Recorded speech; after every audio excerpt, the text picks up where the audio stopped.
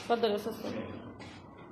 النهارده هنتكلم عن عمل مسرحيات في مراحل هامه في تاريخنا العظيم في مجموعه فرسان التاريخ في الصف السادس مدرسه ميت الرخاء واحد. المراحل ديت هتبدا بعصورنا اللي هي المراحل المختلفه بالدوله المملوكيه في مصر. تتفضل تقول اتفضل. المماليك هم العمال يتم جلبهم بواسطة التجار ويشتريهم أحد السلاطين والأمراء وألحقهم بمدارس خاصة. شكرا. يبقى دي أول مرحلة عدت في تاريخنا اللي هي إيه؟ المماليك.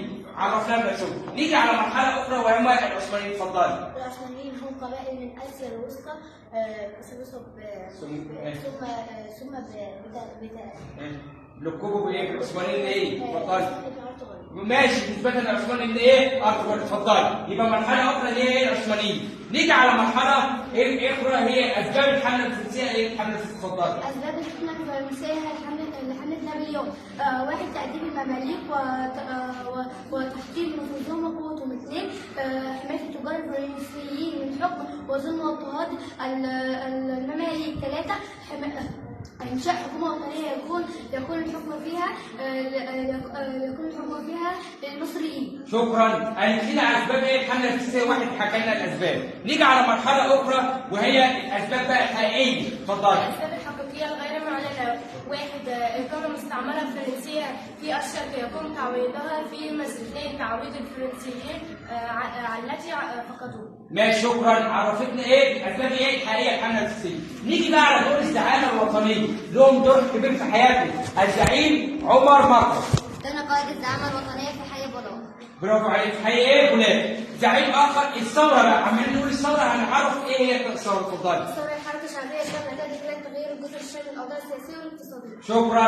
كده عرفنا الثوره. مرحله اخرى بقى وهي ثوره القاهره الثانيه. قامت امتى وكده؟ اتفضلي. ثورة القاهرة الثانية قامت ثورة الإجراءات التي اتخذها قريبا ضد أهل القاهرة. ماشي. ادي اهالي ايه القاهره اللي هو الظلم والاضطهاد. نيجي على شخصيه مهمه في حياتنا والقائد نيلسون. عمل حاجات كتيره برضه في مصر. اتفضل. أنا القائد نيلسون. أنا القائد الإنجليزي الذي دمرته الأسطول الفرنسي. الأسطول الفرنسي على يد.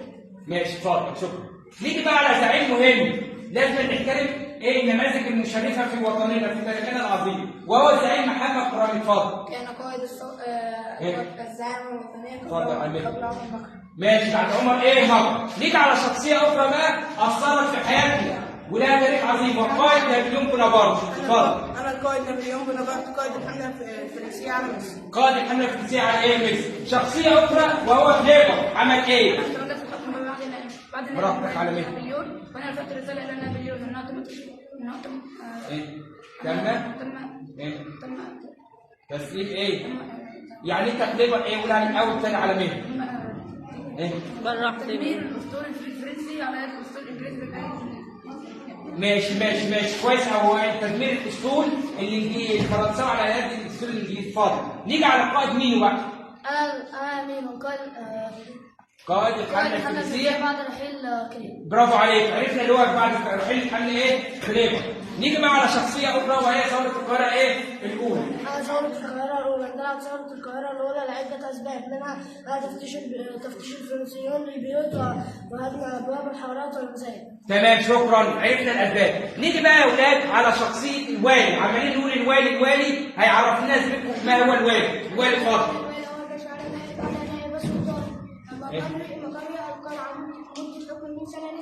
عرفنا مدته من سنه ل3 سنوات. اخر شخصيه معانا بقى والزعيم محمد علي.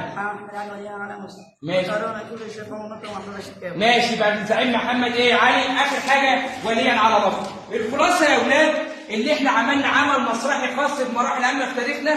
بدات بالزعيم عمر مكرم. المماليك والعثمانيين كل دي شخصيات اثرت ايه في حياتنا. لازم نعتز بايه بالنماذج المشرفه في تاريخنا العظيم. والعمل مسرحي خاص ايه بالتاريخ. كل مرحله لها ايه اصول. تمام كده. ماشي. شكرا يا رب.